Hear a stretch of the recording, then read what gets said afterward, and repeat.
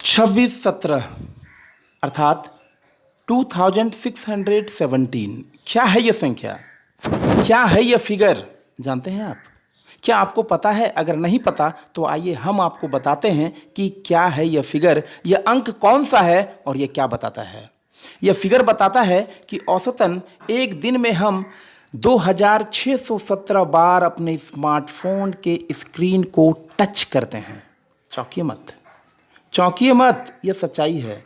और इससे भी बड़ी सच्चाई यह है कि यह आंकड़ा आज का नहीं है बल्कि जुलाई 2016 का है। नया आंकड़ा पता नहीं, और किसी भी सर्च इंजन पर सर्च करने के बाद 2016 के बाद का आंकड़ा हमें अप्राप्त है।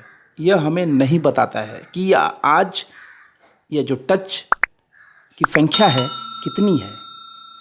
निसंदेह इस फिगर में 2 और 4 टाइम्स या इससे भी ज़्यादा की वृद्धि हुई होगी।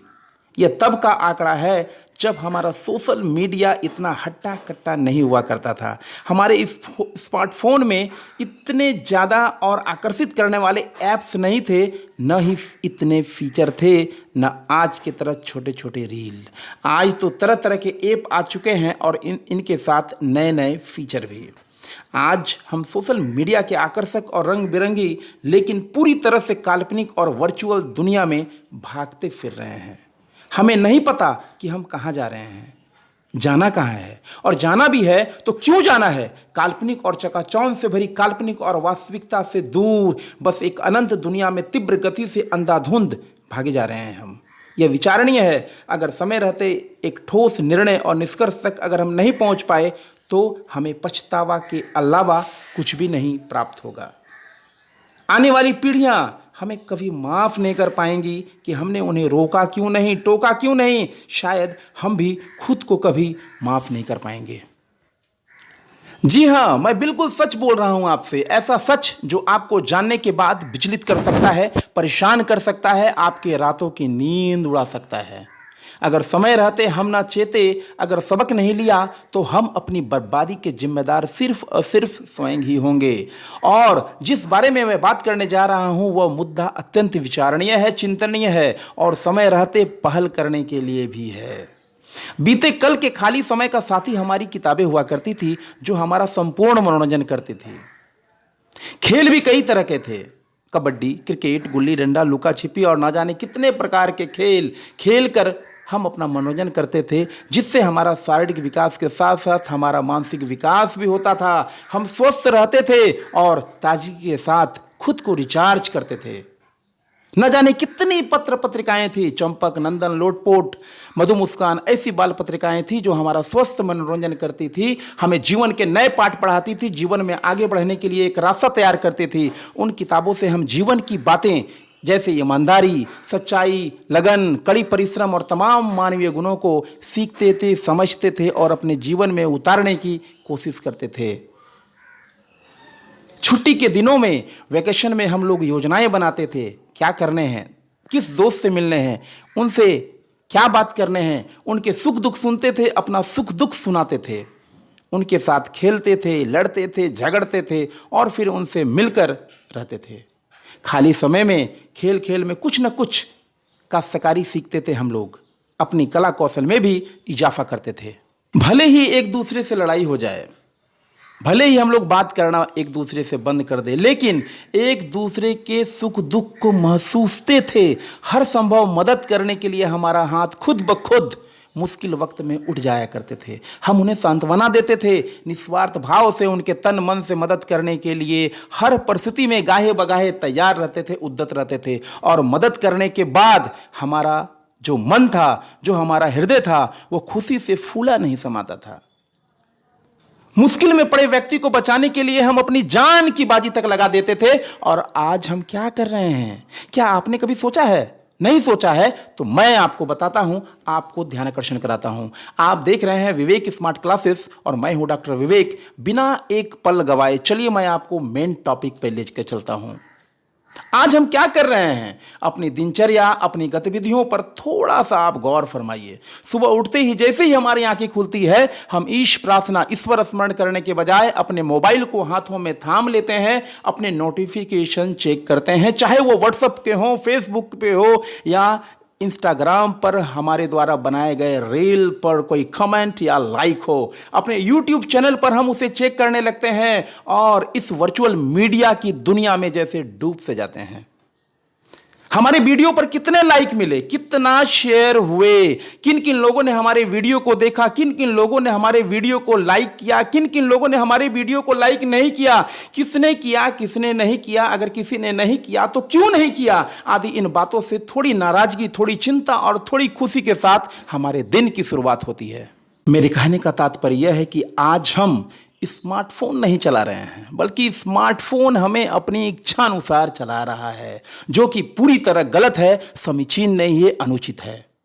आज हम स्मार्टफोन के इतने एडिक्टेड हो गए हैं कि हम आज इनसे मात्र 2 मिनट भी दूर नहीं रह सकते। हमारे पास अगर 2 मिनट भी होता है ना, तो हम स्मार्टफोन को अपनी हथेली में उठाकर वर्चुअल दुनिया में स्वयं को इनके आगे झोंक देते हैं, खुद को हवाले कर देते हैं।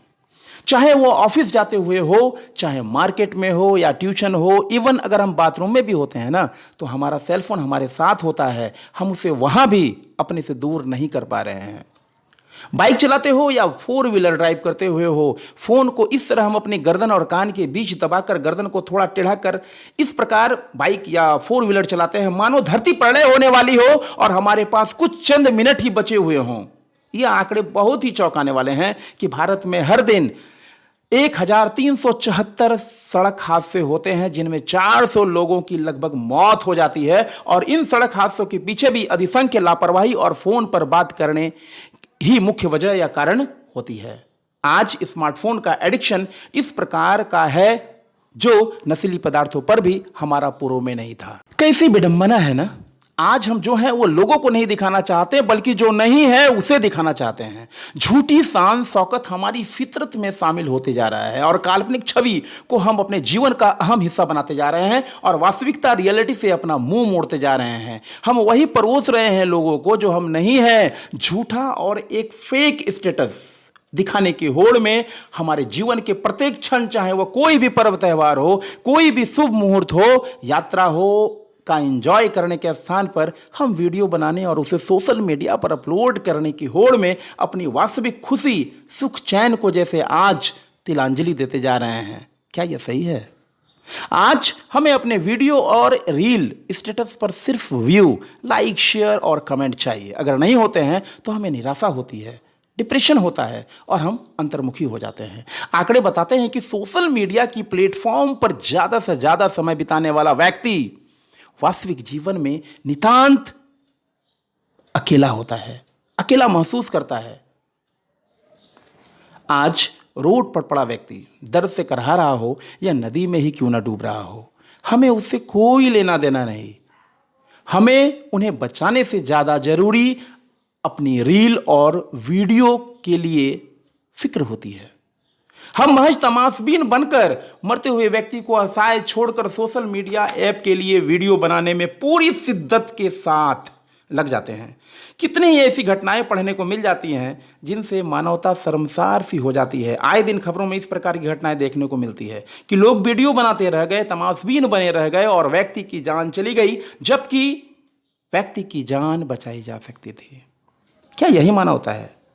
क्या यह मानव मूल्यों एवं मानवीय गुणों का अवसान का संकेत नहीं है? यह संवेदनहीनता एवं एक अलग पाषाण युग की शुरुआत तो नहीं हो रही है? आखिर हम कहाँ जा रहे हैं? अपने मानव होने पर हम प्रश्न खड़ा नहीं कर रहे हैं? मुझे समझ में नहीं आता। आज हम स्मार्टफोन के इतने एडिक्टेड होते जा रहे हैं कि प्रत्येक व्यक्ति औसतन एक दिन में 6 से 7 घंटे स्मार्टफोन के यूज में बिता रहे हैं, अपने तमाम मुद्दों और अपने महत्वपूर्ण कार्यों को ताक में रखकर। आज हमें क्या करना है? जीवन में कैसे आगे बढ़ना है? हमें क्या बनना है? कैसे करना है?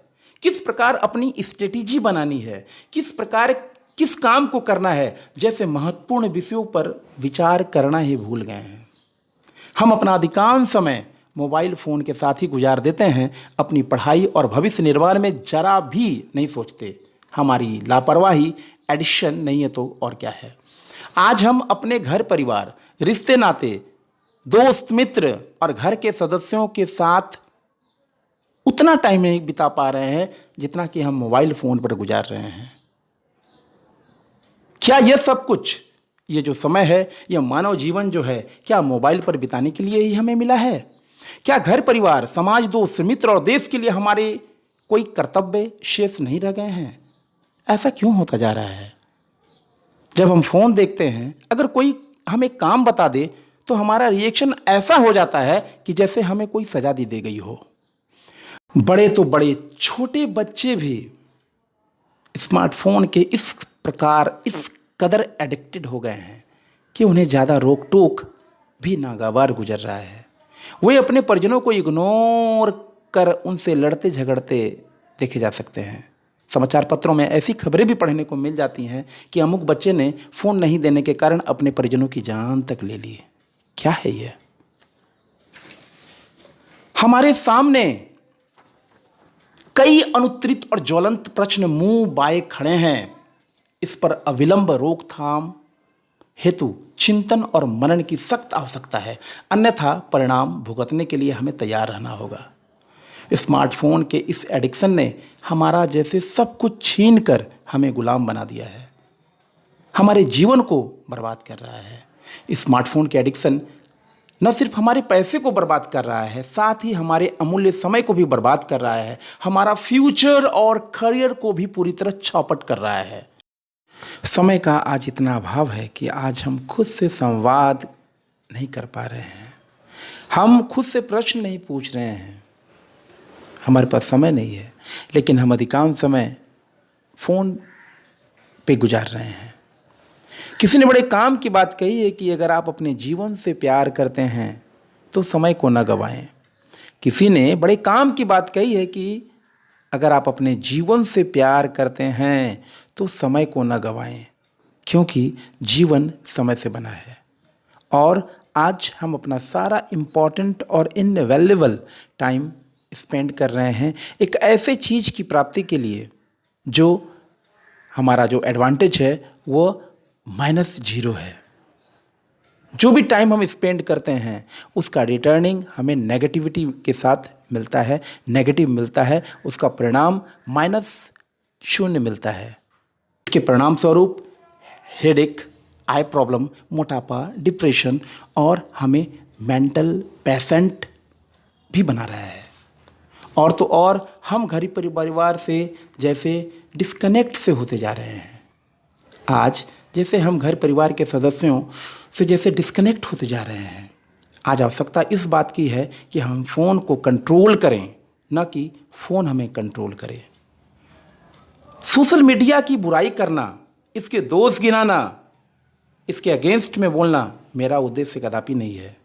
मेरे कहने का सिर्फ और सिर्फ यह उद्देश्य है कि मोबाइल फ़ोन का प्रयोग उतना ही उचित है जितना हमारी आवश्यकता है। अपने जीवन में फ़ोन को उतना ही अहमियत दें जितना ज़रूरी है और जितने से काम चल जाए। That's all. अपनी मानसिक स्थिति को मजबूत करें और इसका सख्ती से पालन करें। मन को नियंत्रित करना सीखिए। फ़ोन को खुद को नियंत्रित न करने दीजिए। फ़ोन को खुद को नियंत्रित न करने दीजिए। अभी भी समय है खुद को बचाने के लिए, खुद को संभालने के लिए। दुष्यंत कुमार की पंक्ति है, कैसे आसमान में सुराख नहीं हो सकता, कैसे आसमान में सुराख नहीं हो सकता, एक पत्थर तो तबीयत से उछालो यारो।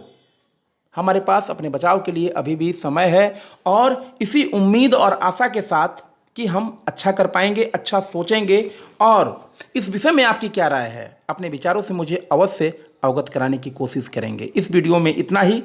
मिलते हैं नेक्स्ट वीडियो में एक नए टॉपिक के साथ। Till then take care, do something. Thank you so much.